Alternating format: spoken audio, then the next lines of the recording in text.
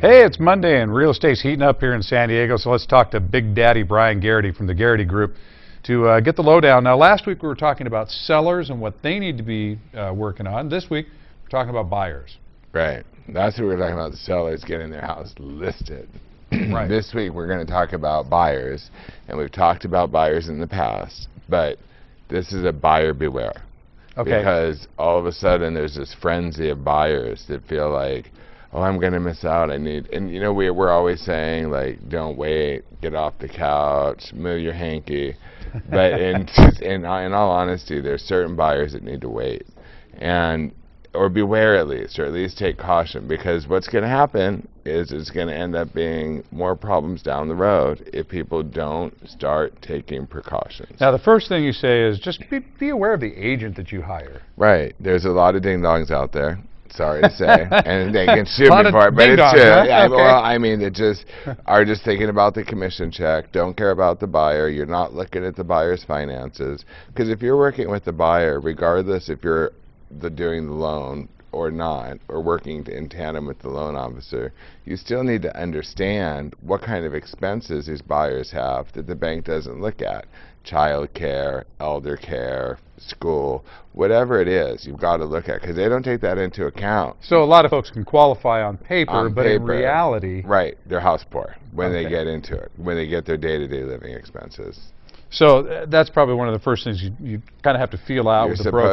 You're supposed to, but so many people, or people will qualify up to, like, let's say 500, and instead of just getting them in a $400,000 house where they would be comfortable, Take them right up to the limit. Take them right up to the limit, and it's not necessary. All right. So now, even if you're paying cash, you say, don't be one of those morons that says, yeah, we don't need an appraisal. Yeah, I like it. Ding dongs. Don't be one. Here's what's happening. This is something for people to really understand. Always get an appraisal on the property. What sellers are doing, and especially you'll see it with a lot of investors, they'll come out and say, okay, we're going to accept your offer, but you have to waive your appraisal contingency. An appraisal contingency is something tied to the contract that if the house itself did not appraise, it would allow you to back out and you would get your deposit back. But in this case, they may even have a clue that the house is priced higher than what it will appraise for. I would never. And then they might think that they've got you locked in, and it gets real ugly. And people are doing it. People are doing it. People are paying $30,000, $40,000 over price. Why would you do that? I mean, it's been in the news. How many years have we been talking about it? I mean, it's going to start all over again. Right. Don't overpay for the property. Get it appraised, and it might break your heart if it doesn't appraise, but don't get sucked in and overpay on that house. But if it doesn't appraise, then it opens the door again to renegotiate, too, and say, you know what, it's too high. Are you still interested in selling it? But the trend right now is the sellers are saying, too bad, we're going to put it back on the market if you don't like it. And we'll wait for another person to come along that's willing to pay over the appraised value. And it will waive the appraisal contingency. It's really happening a lot. That's something people need to be aware of. So be very careful about that. Now, interest rates, we keep hearing that they're sneaking up. They're going up. They're still low considering what they have been in the past. They're not 11 and 12, 14%. I mean, we're down in the 4s. 5s are coming. So your buying power is going to be a little diminished. Don't jump in just because of an interest rate. Jump in because you can afford it. I'm just going to keep hammering it because there's too many buyers that are getting pushed to buy when they're really not ready. They're still not ready. And listen, the inventory has been down it went down to like 4 months supply, which is very low, to put it in layman's terms. But now it's already jumped back up to like a 5.3 month supply. So you've got to know inventory is going back up. Houses are going to be there. New house builders, they're out there. They're getting ready to build housing tracts again. Don't overshoot right now if you can't afford it. I can't explain it enough. Don't settle. No, everyone. I mean, and if there's something that you're not happy about with the house, back out. Don't buy it. Don't settle. I love it. And do the home inspection.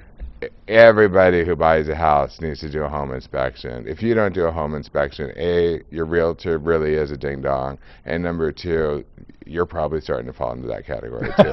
I'm sorry to say, but I mean, I want to be real about it. And it's just that those things be fixed, that come up in the... And yeah, definitely. Or negotiate some kind of a settlement. Like we talk about, I'm not the handiest guy. So for me, I would either need some type of compensation back so I could get the items fixed that need repaired, or the seller would have to go and repair them. But do not let that go by. It's important. Now, the radio show, Wednesdays? Wednesdays, 1 o'clock. 1 o'clock. ESPN 1700. You can listen to it live on SanDiego1700.com or on terrestrial radio, 1700 AM. And it's not just a real estate show. This is a lifestyle show, folks. It's a You might talk about some fun real show. estate, but you have some fun on that. We have fun on that show. That show is really fun. Folks, whether you are buying, selling, whether it's just a straight-up deal where, you know, there's no real problems, or maybe, you know, one of the parties is really having a difficult time here, maybe it's a short sale, whatever it happens to be, get in touch with Bryan Garrity at the Garrity Group and let him walk you through that. We What will. you see here is what you get. Calm, but, you know, a little bit agitated if he feels like his clients are getting taken advantage of. No, So that ain't my clients could take advantage. it's not going to happen. Not happening. Okay. Not happening. Bryan, Happy thanks, Monday. as always. I Good to love see it. you, my You friend. too. Always. All right, for more information, you go to san diego6.com, you click on San Diego Living, and we'll hook you up with Bryan Garrity and the Garrity Group.